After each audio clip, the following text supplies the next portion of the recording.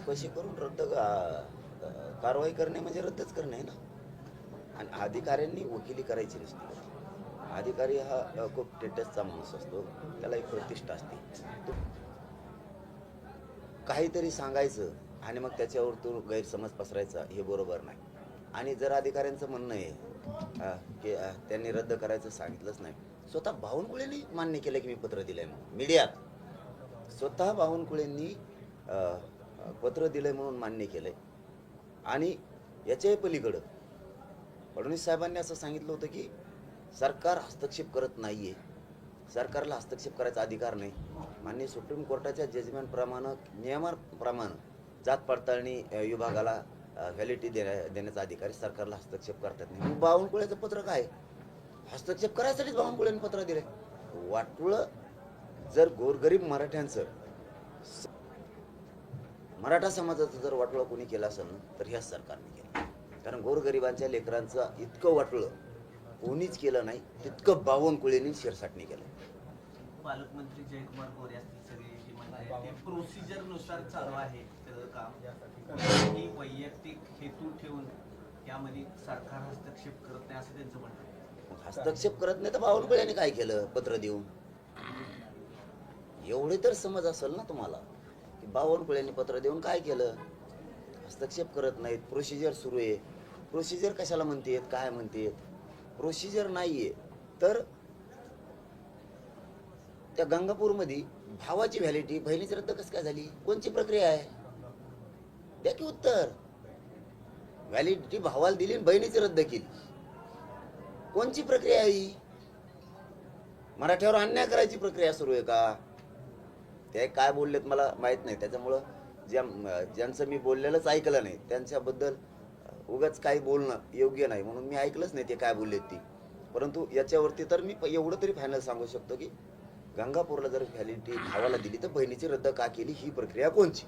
वर्षा निवासस्थानावर तुम्ही आंदोलनाचा इशारा दिला, कशा पद्धतीचं आंदोलन असणार आहे, कधी असणार आहे? ते बघा, आंदोलन तर अंतर्वालीतच होणार, ते फायनल आहे. पण सांगता येत नाही, निर्णय वेळेवरती काय डाव फिरत काही सांगता येत नाही. पण वर्षावरती का करू नये? मी पण कोणताही डाव टाकू शकतो अचानक वेळेवर. कारण वर्षा निवासस्थान आमचं नाही का, या राज्यातल्या जनतेचं आहे ते. तिथं या महाराष्ट्रातल्या 14 करोड जनतेला न्याय देणारा मुख्य व्यक्ती बसलाय.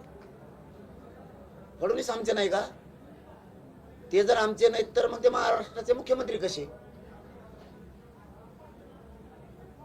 वर्षा बंगला आमचा आहे, जनतेचा. फडणवीस साहेब जनतेचे आहेत आणि आम्ही त्यांच्या घरी बंगल्यावर आंदोलन करायला चाललो. का पोरांना येऊन द्यायचं नाही? याचा अर्थ महाराष्ट्रातले पोरं त्यांच्या नाहीत का? महाराष्ट्रातली जनता एखादी मागणी करते त्यांचे नाही का? त्यांनी दिलदार मन दाखव, बसावर म्हणून गच्चीवर, त्यांच्यावर स्लॅबवर उपोषणावर बसतो. लक्ष्मण यांनी आरोप केला की तुमच्या आंदोलनाला नेत्यांना वाटत होतं की जरांगे पाटलांना पश्चिम महाराष्ट्रामध्ये पाहिजे तितका प्रतिसाद भेटणार नाही, पण सध्याचा प्रतिसाद पाहता काय वाटतं आपल्याला? काय असतं भाऊ, कोणाच्या म्हणण्यावर मी कधीच चालत नाही. कुणी जर मला न्यायचं मागं मराठ्याने राहिले का रोजच मराठ्याला पळू? रोजच पळू का? करू वाटलं मराठ्याचं रोज? कुणी काही थोडं डवचित मग मी तेच करत बसू. पुन्हा कुणी म्हणतं आता गाड्या कमी झाल्या, मग का गाड्याच आणत बसू? रोज काय लाखभर गाड्या संगच घेऊन हिंडू? माझा समाज 100% एक झाला याच्यात शंका नाही. पण या आत्ता जे झालं ना मराठा समाजावरती अन्याय, त्या अन्यायामुळं मराठा समाज पेटून उठलाय. पश्चिम महाराष्ट्रासाठी मी लढत नाही असं थोडं आहे, मराठवाड्यासाठी लढत नाही असं थोडं आहे, मी विदर्भासाठी लढत नाही असं थोडं आहे. सगळ्यात जास्त विदर्भात नोंदी सापड्यात 58 लाख नोंदी आहेत ना, त्याच्यापैकी सगळ्यात जास्त विदर्भात नंबर 2ला पश्चिम महाराष्ट्र. मी काय कोकणासाठी काम करत नाही, मी काय खानदेशासाठी काम करत नाही, मी काय मुंबईसाठी काम करत नाही. मी भेद नाही करत. महाराष्ट्राला कानाकोपरा आमचा आहे आणि घराघरातले मराठी थोडे मोजके राजकीय सोडता, राजकीय सुद्धा आपल्या कोणाच येतात, थोडे मोजके सोडता अख्खा मराठा समाज एका बाजूने. त्याचं कारणच तसं आहे, त्यांच्याच लेकी बाळीसाठी लेकरा बाळासाठी मी जीव जाळतोय, ते सुखी समाधानी व्हावे. ते कसं काय सोडतील मला? सगळे म्हणलो मी, सत्तेतले सुद्धा. आणि मग मला या सगळं बाळ माहित होईल का? माझ्या हातात पत्र लागते, माझ्या हाताला प्रशासनातल्या फायलीतले कागद लागतात की जे व्हॅलिडिटी द्या म्हणून निर्णय दिलेल्या जात पडताळणीनं संभाजीनगरला, मला वाटतं दहीहंडीच्या प्रकरणात जात पडताळणी समिती व्हॅलिडिटी ज्योती दहीहंडीचा देण्याचा निर्णय दिला आहे असं पत्र देतं आणि त्यांच्या फाईलला ठेवतंय. त्यांच्या उद्या सकाळी पत्र द्यायचं त्या निर्णयावर, म्हणजे व्हॅलिडिटीचं कोणी प्रमाणपत्र रद्द सकाळी. लक्ष्मण हाकेंनी विचारलंय, त्यांचं असं दावा आहे की प्रसाद लाड यांनी मदत तुमच्या केली आहे. आंदोलनाला आर्थिक रसद पुरवली असं त्यांनी आरोप केला. हे बघा, मी कोणावर घेणं देत नाही, आपण कवा गिनीत नाही, आणि मी आणखीन विरोधक मानलेलं नाही. मी ज्या दिवशी विरोधक मानन ना त्या दिवशी आपला कचका कसा असतो बघ. कारण मला आजही गोरगरीब धनगरांची माया येते, त्यांच्या मनात काही वाटू द्या, कोणाच्या म्हणण्यावर काय वाटावं हे मी बघत नाही. पण आम्ही गाव शेजारी राहिलोत, आम्हाला सगळ्या गोष्टी माहिती आहेत, आम्हाला एकमेकात कायम आहेत. मी आजही 3 वर्षात कोणत्याही पत्रकार बांधवांनी दाखवून द्या की मी धनगर समाजात तोंड टाकून बोललो. आजही त्या गरिबांच्या हालेत, आजही त्यांचे लोक डोंगरात दऱ्यात शेळ्या मेंढ्या चारून लेकराला शिकवते. त्यांना इष्टीतलं आरक्षण मिळालं पाहिजे या भूमिकेत आम्ही आज बी आहे. आम्हाला थोडा बी राग आला तरी बी आम्ही म्हणू शकतो ना देऊ नका, पण आम्हाला माहिती आहे गरिबाच्या वेदना किती आहेत. त्यामुळे 4-2 नेत्याला आणि 1-2 नेत्याला घेणत नाही मी, आणि ते मोजत पण नाही. माझं म्हणणं आहे की सरकारकडून बोलण्यापेक्षा, एखाद्या राजकीय पक्षाकडून बोलण्यापेक्षा जातीकडून बोलू. त्या गोरगरीब धनगराच्या लेकराला सगळ्या धनगरांच्या नेत्यांनी मिळून न्याय द्यावा, त्याच्यात खरा आनंद असेल. संसदेत विधानसभेत आपले विचाराचे लोक असल्याशिवाय हे प्रश्न मार्गी लागणार नाहीत असं वाटतं का तुम्हाला? नाही नाही, असं काही नसतं. आपल्यात एक ना कडवटपणा असायला लागतो, कट्टरपणा असायला लागतो. आता ना माझ्याकडे सत्ता आहे, ना कोणचा सरपंच आहे, ना खासदार आहे, ना आमदार आहे, ना मंत्री आहे, तरी 58 लाख नोंदी दिल्यात आणि सगळे गॅजेट लढाई वाढत चालली ना तुमची, लढाई दिवसांदिवस जास्त वाढत चाललेली. नाही. आता हे बघा, चांगल्या कामाला शेवट नसतो, कधीच शेवट नाही. वाईट कामाला शेवट असतो, चांगल्या कामाला शेवट नसतो. एक एक एक एक एक एक वाढत जातं, एक एक एक एक गोष्ट वाढत जाते. चांगलं काम करताना 100% उशीर होतोच, पण ते पक्क असतं, आणि मला उशीर का होईना पण समाजाला पक्क द्यायचं. पश्चिम महाराष्ट्रातला जो सातारा आणि औंध आणि कोल्हापूर गॅजेटियरचा विषय, त्याबाबत काय आता भूमिका ठरलेली आहे? मी तर जे सगळे घेणार आहे ह्यावेळेस अंमलबजावणी सहित, काही सोडत नाही. मी निर्णायक शब्द जो वापरला ना मराठ्यांच्या, ते लक्षात आलं की आपलं पोरग मनोज जरांगे पाटील जर आपल्या लेकरा बाळाच्या कल्याणासाठी शेवटचा शब्द वापरतोय, आपल्याला घराघरातल्याला ताकद लावावी लागणार, हे माझ्या मराठा समाजाच्या लक्षात आलं. अख्खा महाराष्ट्र डवळून निघाला एकट्या बावनकुळ्यामुळे. काहीच गरज नव्हती. मी खरं सांगतो प्रामाणिक, मी माझ्या मीडियाला कधीच खोटं बोललो नाही, आणि मराठा समाजाला बावनकुळेला मी खरंच लय चांगला माणूस समजतो. मी तसं कित्येक वेळेस स्टेटमेंट मीडियातून केले. हे पाप मराठा समाजावर अन्याय करायचं पाप त्यांनी फक्त करायला नव्हतं पाहिजे. शिरसाटने त्यांनी दोघांनी, आमचं त्यांचं काय बांधाला बांध नाही, त्यांचं आमची काही अडचण नाही. बावनकुळेमुळं फडणवीस साहेब अडचणीत आले, आणि शिरसाटमुळं शिंदे साहेब अडचणीत आले. कारण हे खूप मोठा वर्ग मराठ्यांच्या पोराचा आहे, ते आता हळूहळू तुटणार आहे 29 ऑगस्टच्या नंतर, जर यांनी 28 ऑगस्टच्या आत केलं नाही तर. आणि सगळ्या मराठ्यांच्या नेत्यांना माझं मात्र आव्हान आहे. काय काय 28 ऑगस्ट पर्यंत काय करण्याची अपेक्षा आहे? सगळ्या मागण्या त्यांच्याकडे आहेत, त्यांच्या सगळ्या पाठच झाल्या. एखादी वेळेस वेळ आली तर धडा येऊ शकतो व त्या मागण्यावर. इतक्या जणांच्या मंत्र्याचा पाठ झालाय. त्या मागण्याची सगळ्या अंमलबजावणी करा. आम्ही दिलेलेच पाहिजे असलं तर आणखीन देतो, काही अडचण नाही. फक्त याच्यात विशेष करून माझ्या मराठा समाजाला माझं आव्हान आहे की बाबा हो, आपले पोरं संकटात आणलेत. बावनकुळ्यांनी तुमच्या नाकावर टिचून, मंत्र्याच्या, आमदाराच्या, खासदाराच्या, मराठ्याच्या नाकावर टिचून मराठ्यांच्या लेकराचं वाटोळं केलंय. तुम्ही खास मराठ्यांच्या रक्ताचे, जातवान रक्ताचे गरिबांचे लेकर अडचणीत आलेत, त्याच जातीच्या रक्तात जे तुम्ही आहेत. गरिबाच्या लेकरावरती अन्याय होतोय. सगळ्या पक्षातले मराठे आमदार, खासदार, मंत्री आज लेकराच्या बाजूने बोला. समाजाचे लेकर संकटात आणलेत. ह्यो खूप मोठं संकट आहे, डाव आहे. हे मराठ्यांच्या नेते आमदारांनी ध्यानात आणा, आणि गरीब लेकरांच्या पाठीशी उभा राही. माझी हात जोडून विनंती सगळ्याला. नसता मराठा समाज कधीच तुम्हाला माफ करणार नाहीये ह्या संकटाच्या काळात जर धावून नाही आले तर. आता मराठा समाजासाठी तुमचा लढा चालू आहे जोरदार, परंतु देशभरात एक वर्ग असा आहे की आरक्षण हटाव मोहीम राबवली जाते सोशल मीडियाच्या माध्यमातून. तुम्हाला वाटतं ते हटत असतं? संविधानाचे विषय एवढे सोप्या गोष्टी नसते, ते देशाचा विषय. एकनाथ शिंदे विषयी आपली नाराजी आहे. नाराजी नाही काय मग हे आता बहुत काय चालू आहे तुमच्या मनात? काय आम्ही काय वडापाव फुगलतो का एकामेकाला, का चहा पितोय का कॉफी आणतोय? नाराजी नाही काय, हे लचांड गुतीले बावनकुळे गळ्यात, त्यांच्या गळ्यात हे येणे शिरसाटणी गुतीले, त्याला काहीच गरज नव्हती. त्यात घुमरेची सुद्धा थोडी काळी आहे, काहीच गरज नव्हती ह्या गोष्टीची. प्रमाणपत्र रद्द करून खूप मोठा वर्ग शिंदे साहेबाला मानणार आहे मराठ्यांचा. त्यांचे इतके हाल आहेत तिथं, उगा बोलायला लावू नका मला, इतके हाल आहेत दोघांचे बी, अजितदादाचे बी त्यांचे बी. आणि भाजपमधल्या मंत्र्यांचे सुद्धा मराठ्यांचे लय हाल आहेत, आमदाराचे खासदाराचे सुद्धा आहेत. माझ्याजवळ येऊन बोललेले ते लय हाल आहेत. जर का मराठा तुमच्यापासून बाजूला गेला ना, तुमचा बाजारच उठी देईल. थोडं जरा अंधारातून समजून घ्या. अजितदादा, शिंदे साहेब, थोडस समजून घ्या. हो, लय वाईट वेळेत मराठा तुटला तर हे तात्पुरता आनंद आहे. मंत्रीपद, आमदार, खासदार हे तात्पुरता आनंद आहे. समाज तुम्हाला पिढ्याना पिढ्या आनंद देणार आहे, पुन्हा पुन्हा निवडून आणून. पण तुम्ही जर मराठ्यावर अन्याय केला तर तात्पुरता आनंद आहे. तुम्हाला वाटत ना सत्ता आहे, आमचं कोणी काही करू शकत नाही. एका रक्क्यात जात अशी सत्ता, ती नाही का हसीना काकू आली ती इकडं, अक्का ती तिकडं रटे दिले तिला, इकडं भारतात आली ती पळून, इमानाने येऊन द्या ना वाटगेने आली ती. सोपं नाही. जनता जनता असते. इथं शेतकरी प्रचंड रोष आहे, शेतकऱ्यात प्रचंड, दलित मुस्लिमात प्रचंड रोष, दिसत नसला तरी पण धनगरात प्रचंड रोष की फडणवीसांनी आपला काटा काढला. इथं आदिवासी समाजात प्रचंड रोष, इथं मायक्रो विषयित रोष, आणि आता मराठ्याच्या नरडेला हात घातलाय, आता सुट्टी नाही. दादा, आपला लढा बाहुबली मराठा कालपासून आरक्षणाचा आहे, फेमस झालाय. परंतु अनेक बाहुबली ठिकाणी मधले काय स्थानिक कॅरेक्टर आहेत, पातळीवर कालकी वगैरे तुम्ही काल बावनकुळेचे कटप्पा कोण आहे म्हणतात? हं? बाहुबली पिक्चरचा बाहुबलीला आपण कल्की म्हणाला, कटप्पा नक्की कोण आहे यात सगळं? हा, ते टिंबा टिंबा आहे ते. दादा सोशल मीडियावर डिपेंडंट जास्त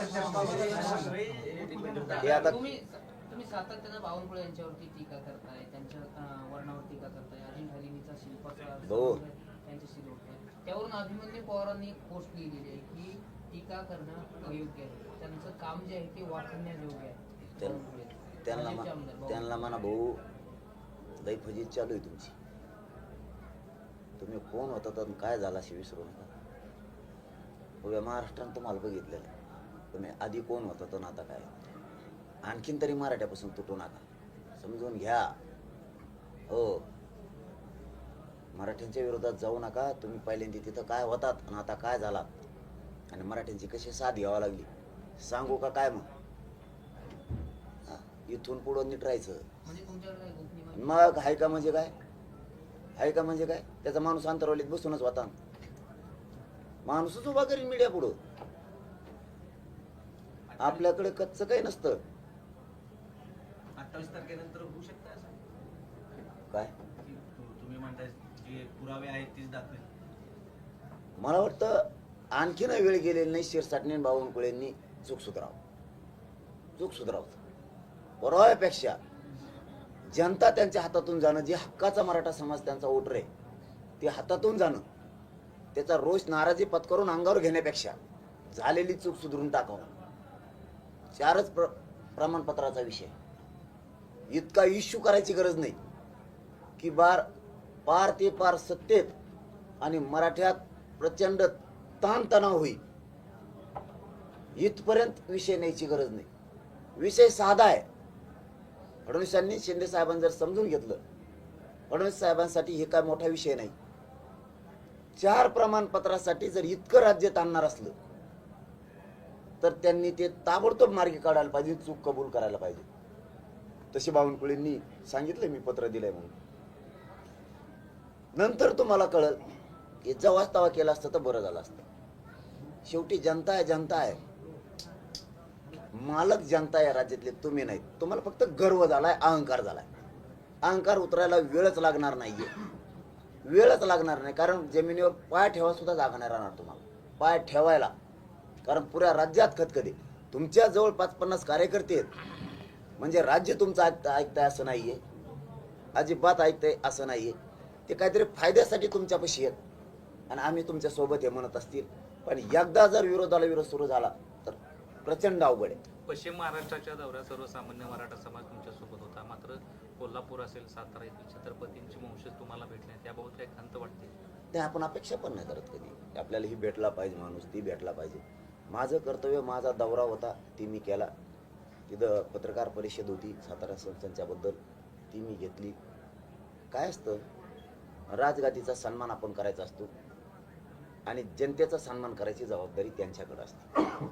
कल्याणासाठी लढणं राजगादीचं काम असतं, जनतेच्या कल्याणासाठी. आणि त्यांच्याकडे गॅजेटियर आहे, त्यांनी राजकारणाच्या बद्दलची काय भूमिका घ्यावा आम्ही अजिबात सांगणार नाही. पण गोरगरिबांच्या लेकरासाठी जर त्यांच्याकडं गोरगरिबांचं भविष्य घडवण्यासाठी जर मोठी शिदुरी आहे तर त्यांनी म्हणलं पाहिजे सरकारला हे लागू करा, माझ्या समाजाच्या लेकरांचं कल्याण होईल. बस एवढीच अपेक्षा. तर याबाबत चर्चा झाली का मराठा त्यांच्याशी? नेत्यांचे मोठे हाल होत आहेत. एकनाथ शिंदे सध्या पक्ष आणि चिन्हासाठी 4 दिवस झाले कोर्टात, रोज सुप्रीम कोर्टात केलं आहे. कपिल सिब्बल आरोप करतात की गट कुठला आहे, पक्ष कुठला नाही आहे. कोर्टात युक्तिवाद चालू आहेत सगळे. काय म्हणजे हे हालच आहेत का काय नाही? नाही, आता ती काय त्यांचा राजकीय प्रश्न आहे. मी वेगळ्या हालाविषयी बोललो.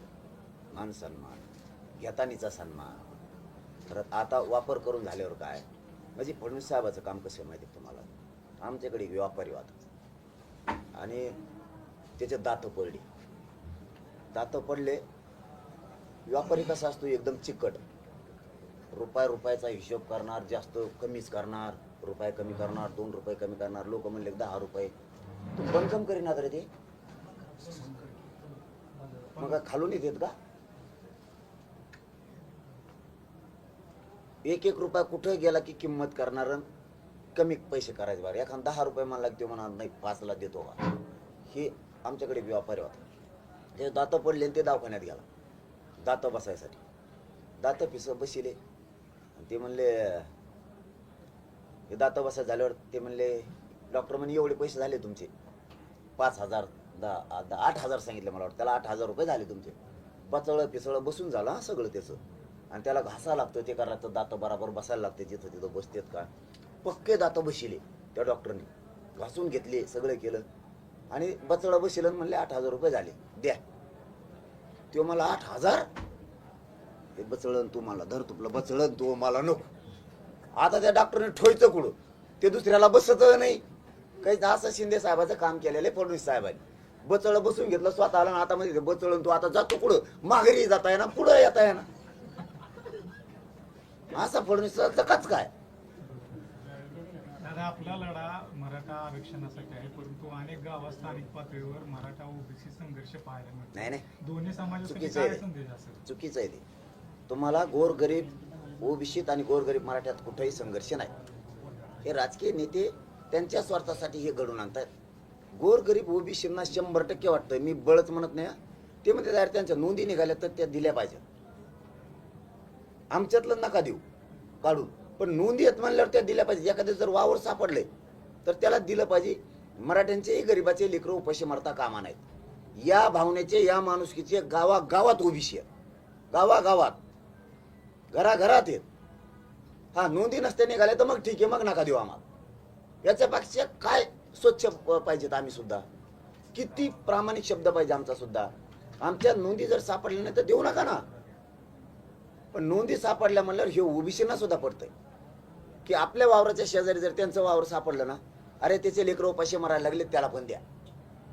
नको आपल्याला कोणाच्या लेकराचा तळतळाट. इतके माणुसकीचे आजही ओबीसी गावखेड्यात लोक आहेत.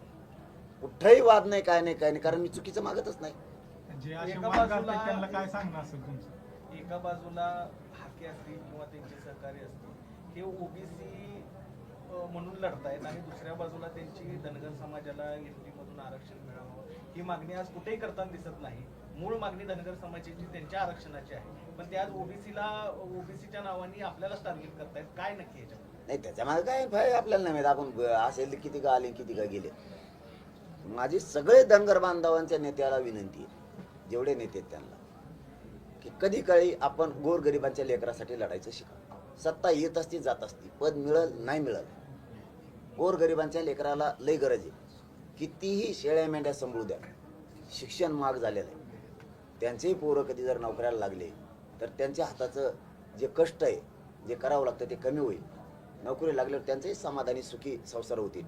किती दिवस वाऱ्यात वावदानात त्यांनी उन्हात अनात पावसात दऱ्या डोंगरांनी वाघ येत, लांडगे येत, साप येत, काय संकट नाही.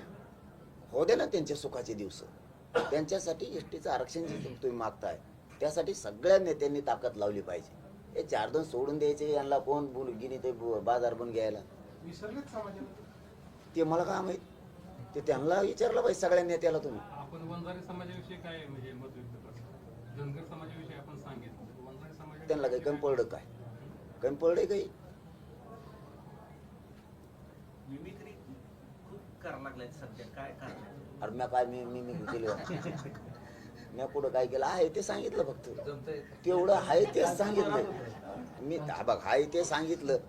त्या माणसांकडून पुन्हा पुन्हा पत्रकार बांधवांना सांगतो, चुकच करायची गरज नव्हती. एकदम चांगलं होतं. 1-2 शेतकऱ्यांचे काम सांगितलं होतं, त्या माणसाने पटकेच केले. तर मी सगळ्यात जास्त फडणवीसांना बोलायचो, पण त्यांना मानायचो. काय म्हणायचो, फोन लावला की 4 मिनिटाचा प्रश्न सोडितो हा माणूस. माझा वैयक्तिक अनुभव होता. येत आहे त्याच माणसाने आमच्या पोरांचं मुर्दे पाडले. त्याच माणसानं प्रमाणपत्र रद्द केले, इतकं चांगलं बोलून गोरगरिबांच्या लेकरावरती अन्याय करून इतकं पाप का डोक्यावर घ्यायले बावून पुढे. आणि काय ते हायच तसं जे आहे ते आहे. काय त्याला त्याच्यात आहे बघा ती कालके का टिंबा, हा टिंबा आहे. फडणवीस म्हणतात की मी कायद्याच्या चौकटीनं सगळं करतोय. कोण म्हणलं? फडणवीस म्हणतात की हे सगळं कायद्याच्या चौकटीनं सुरू आहे. रद्द करणं, हा, म्हणजे काय आहे ती आता रद्द करणं कायद्याच्या चौकटीत आहे का? तुम्हीच बोला. आता सुप्रीम कोर्टाच्या नियमाप्रमाणे राज्य सरकारला किंवा एखाद्या मंत्र्याला हस्तक्षेप करता येत नाही. मग बावनकुळे सरकारचा भाग नाही का? तो कस का पत्र काढून रद्द करा म्हणतो? काय बोलतात तुमचं तुम्हालाच कळा नाही. तुम्ही काही बोला, तुमच्याच अंगावर यायला लागले. तुमच्या डोक्यातलं खरं सांगा काय आहे ते. तुमच्या डोक्यात हे मराठ्यांना 58 लाख नोंदीचे प्रमाणपत्र द्यायचे नाही हे बोला. आणि ते कोणाचा बाप आला तरी मी रोखून देऊ शकत नाही. तुम्हाला गॅजेटियर द्यायचे नाहीयेत. कारण तुमचं म्हणणं आहे जरांगे पाटील हे पक्का आरक्षण मराठ्यांना द्यायला आहे. मराठा आणि जरांगे पाटील जर एकत्र राहिले तर हे पोरग पक्का आरक्षण घेणार आहे. कारण मी ओबीसीतलं आरक्षण मागितलंच नाही त्याला. 2-4% आम्हाला द्या म्हणून. आमची नोंद सापडली तर कुणबी प्रमाणपत्र द्या म्हणतो. आता त्यांच्या डोक्यात 58 लाख जर नोंदी दिल्या कुणबी प्रमाणपत्र, 2-2.5 कोटी मराठा समाज आरक्षणात चालला. गॅजेटियर दिले तर ते सरकारी दस्तऐवज. हे सगळं पक्का आरक्षण डोकं लावून जरांगे पाटलांनी बरोबर मराठ्यांना टिकणारं पक्का आरक्षण दिलंय. मग काय करायचं आता? द्यायचं नाही. गैरसमज पसरू आपण. ह्यो कशानेच ऐकत नाही. मराठा समाज याला उघडं पडू देत नाही. एका जीवानं पाठीशी उभा राहतो. मी पण मराठ्यांच्या पाठीशी उभा राहतो. एक गैरसमज पसरता येईल का? शेवटचा डाव टाकून बघा अशी त्यांची मिटिंग आहे. शेवटचा डाव टाकून बघा. एक गैरसमज पसरायचा डाव टाकायचा. आता बाकीच्याने हे रोखतच नाही आणि मराठ्यांना रोखणं एवढं सोपं नाही. तीही चर्चा झाली त्यांची. मग आता काय? 4 प्रमाणपत्र रद्द करा. भाजपाची जेवढी IT सेल आहे, सोशल मीडिया, ती पूर्ण त्याच्यात उतरा आणि मीडिया ट्रायल, मीडिया एक उतरा आणि असं सांगा की मराठा समाजाचे जे 4 प्रमाणपत्र रद्द झालेत, कुणबी नोंदी टिकणार नाही. यात जरांगे पाटलाचं आंदोलन धोक्यात, जरांगे पाटलांनी दिल्या नोंदी धोक्यात. याच्या पाठीमागून अर्थ काय काढायचा की मग ज्या पोरांनी ऍडमिशन घेतले, जे नोकऱ्यात गेलेत ना, हे पोरं भयभीत झाले पाहिजे. मराठ्यात गैरसमज गेला पाहिजे. ज्या नोंदी सापडल्या त्याचं प्रमाणपत्र नको कारण ते रद्द होतंय, असा गैरसमज त्यांना पसरायचा होता. पण मराठ्यांच्या बाजूने नाही येते. मराठ्यांनी कोणाचं वाटोळ केलेलं नाहीये. त्यामुळे ते बावनकुळ्याचं पत्र माझ्या हाती लागलं आणि जे संभाजीनगरचा निर्णय दिला होता व्हॅलिडिटी प्रमाणपत्र द्यायचा, तेही प्रशासनातल्या फाईलचं पत्र हातात लागलं. ते मीडियाला मी दिलंय. मग एवढं असून जर प्रमाणपत्र रद्द होते तर याचा अर्थ आहे तुम्ही सत्तेचा मंत्रिपदाचा गैरवापर करून मराठा समाजावर अन्याय करायला लागलात, म्हणून मराठा समाज चिडून उठला. चला, धन्यवाद.